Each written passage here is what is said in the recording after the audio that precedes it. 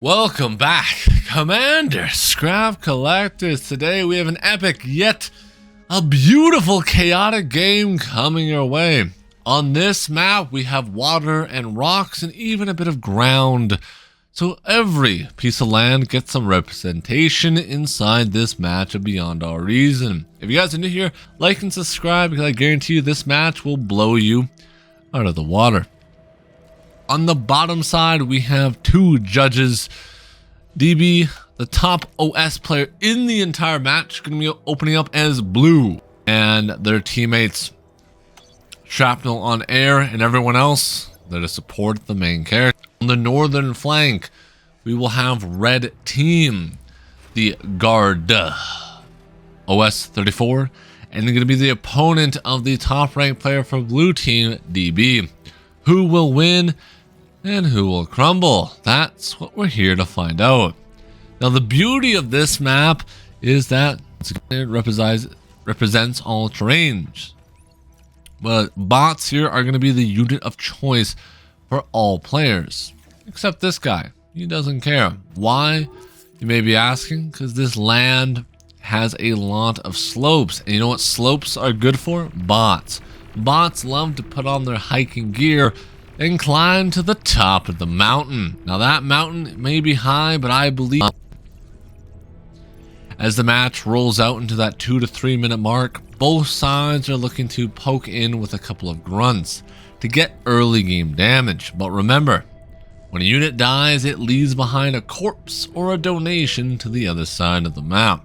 Because of this, those scouts were just a donation and not really did any damage, which is quite sad to do. I'm going to be giving that blue team a good early game lead.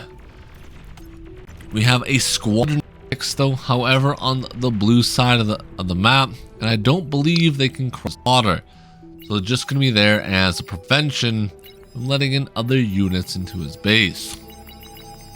We have massive pings coming out as the air players are trying to get a cheeky AA tower up, but luckily the pings, the team coordination comes out and prevents it from going up. If this went up, air superiority would have been all but won for the purple team, but luckily, red stopped it. As the air battle continues, let's head over to the left side, where DB and guard are having a bit of a bout. Now this is excruciating. This is 3 mexes. And whoever can control the mexes, they control the economy. And now who controls the economy, controls the game. The commander trade, both sides go up in flames. But however, it is much blue side of the map. Meaning, blue can reclaim this.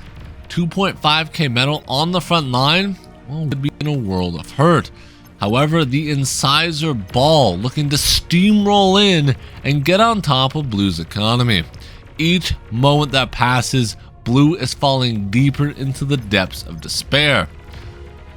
You can definitely see the early game tick investment from blue team and the other pawns really coming to bite him in the butt as he invested in those low tier units, and the incisor push was just too much for him to bear. As he dives deeper into the backline, the economy is in shambles.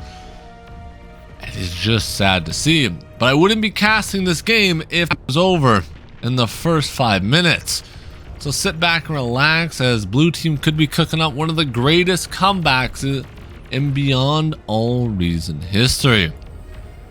As the incisors finally get cleared up, nothing but rubble, despair remain, but blue has a light at the end of the tunnel, and with that light, anything is possible.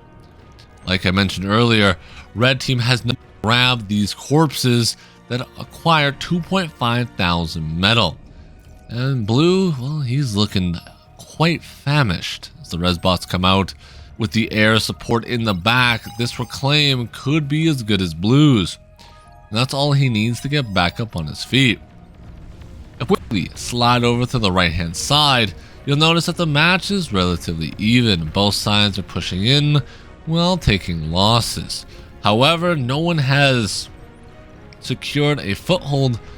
Let's head over to the left side once again, as it's by far the most interesting, as blue has been crippled and red has given a golden opportunity to push in and try and win the game. But this accidentally, I believe, rallied to the back and not here to eat the metal, which would have been the much better play, as he could have sent that metal over to his teammates, giving them the economy, breaking the threshold on the right hand side, which now will no longer be the case. Blue has a fortification here of 3 incisors and basically a box of surprise units. Against the Pounder, it will not fare very well. The Pounder thrives in killing lightly armored units such as pawns, as the splash damage is better. That should just win you an Olympic gold medal. Speaking of the Olympics, has anyone been watching it? I believe the incisors pushing up a few crippling kills onto red team, as he's still trying to reclaim with the single construction bot, but with the onslaught of aggression from blue pushing him back, really yet been done. As we continue to zoom out one last time and hover to the right hand side, you'll notice the thug armada from our light blue commander has been growing quite heavily in numbers, with the red team slowly inching their way towards blue's base. Give them an inch, they'll take a mile.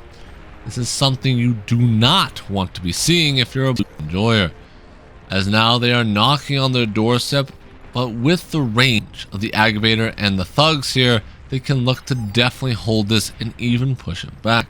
If we have a quick look at everyone's economy, no one has tier 2 anywhere near on the cards. Everyone is still spamming out their tier 1 and looking to scale their energy respectively. However, iPonyU is walking in with a commander, and this is quite a dangerous game. Each G-gun fires off, sending those robots to see Jesus. Yes, Robot Jesus does exist. I am a believer. Don't question my faith. Commander the Rocketeers, destroyed. aka Lashers, firing away, sniping the commander.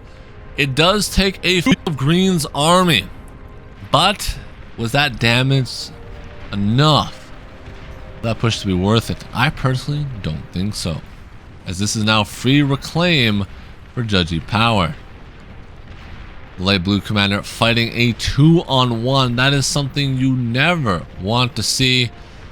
I believe the air player, no, it's the pink player, the non-air player, is pushing heavily now along with yellow. Remember, in a team game, I know this sounds crazy, but you can in fact rely on your teammates. It's kind of like the forbidden strategy in an RTS. Teamwork. Something we're not used to. Commander looking to sacrifice himself for the Brotherhood. Witness him as he goes up in flames. Quite a sad sight to see, but now red is knocking on their doorstep. Well, remember, they are very far away from the factories. They take minutes just to get to the opposing side. And minutes is a lot of time, and that time can definitely be worth it. Blue shaking in their boots as red continues to advance. Each moment, each second that passes, blue team falls further and further behind. The thugs raining in. The onslaught. It's just too much for them to bear. But in darkness, there is light. But also a massive flank. 16 maces have now been spotted coming behind the green player's base. As blue on the left hand flank has reclaimed its dominance, has now crawled his way out of the graveyard and is pushing red back to his spawn location. The right hand side has been collapsing left and right. The cracks are beginning to show, as this could be the push that finally decides the game.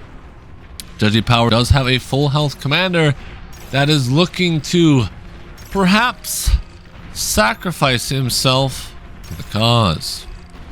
He walks in, the massive pounding, like they're just spreading those cheeks, and with the they do not care, as the maces are forced backwards. But not before all the pounders have fallen. Now Judgy Power is forced into a decision. Do I sacrifice my commander, losing him for good, to destroy the army, or do I try and go for the heroic, valiant D-Guns? His choice can be quite simple. Use the commander for the insane repair speed, allowing the players to live longer and deal more damage. But the maces are just too valuable, and pink is beginning to overwhelm blue. There goes green's base up in flames. He thought he was building a base, but in reality, he was building a forward graveyard, as nothing but despair remains. But blue, light blue to be exact, is still doing quite good. And blue on the left flank, well, he's winning. Red is trying to push him back, but overall his army is quite a bit bigger. As you can see, 50% more metal for the value of the army. Buy everything, yes, including happiness, if you were wondering.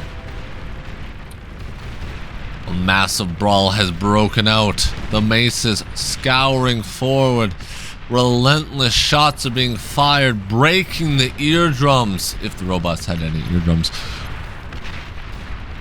Shots landing, artillery up on the cliff, firing away. But in a situation like this, where DPS is everything, artillery is just kind of in the peanut gallery, enjoying the show.